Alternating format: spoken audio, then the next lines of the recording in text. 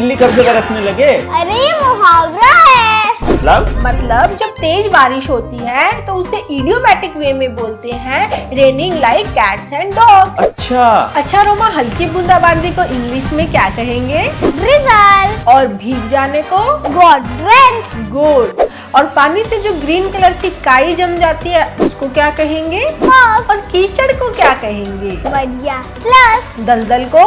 Marcia swamp. बाढ़। Flood. और ओले को क्या कहेंगे? हेलस्टोन। अच्छा, घर पे जो सीलन आ जाती है उसको क्या कहेंगे? Gem। और बादल गरजने को? थंडर। इंद्रधनुष को? ये आप कमेंट करो।